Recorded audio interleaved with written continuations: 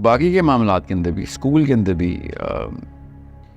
He was very conscious, my brothers were very conscious. हमारी genuine discussion थी ना भाइयों की भी और भाइयों के दोस्तों की भी, वो इस तरह नहीं थी कि जो रेगुलर डिस्कशन थी। मुझे अभी भी वक्त याद है 6th-7th ग्रेड में माय ब्रदर, मेरा बड़ा भाई और मैं स्कूल से वापस आ रहे थे, और भाई मेरा ज़ाहिर है बाप इस तरह डिस्कस करेगा तो भाई भी करेगा बड़ों की तरह ही।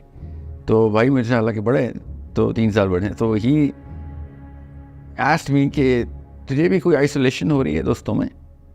एंड आई सेड या मेंटल लेवल पे हो रही है, मगर दोस्ती बहुत है मेरी। कितनी एज थी आपकी? 6th ग्रेड 7th ग्रेड में।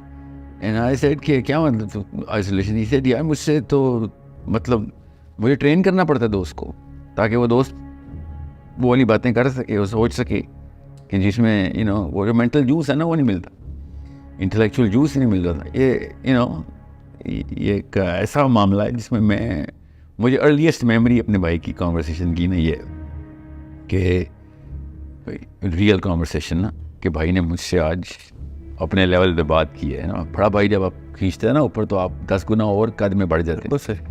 तो एंड आई सेड हाँ मेरे साथ भी ऐसे ही है कि जो है ना लड़का इस उम्र में ज़रा एरोगेंट भी हो जाता है ना, ज़रा ज़्यादा बड़ा सोचना आ जाए। तो मैं उस वक्त ये सोचता रहता कि यार ये सारे लोग डम हैं, हमने मुझे कोई एक्स्ट्रा गिफ्ट मिल गया। हालांकि कोई एक्स्ट्रा गिफ्ट नहीं होता, माँ बाप ने बेसिक काम किया था, ये किसी बच्चे पे एहसान नहीं होता, ये बेसिक जॉब होती है एक इंसान की अपने बच्चे को सोच बड़ी करे।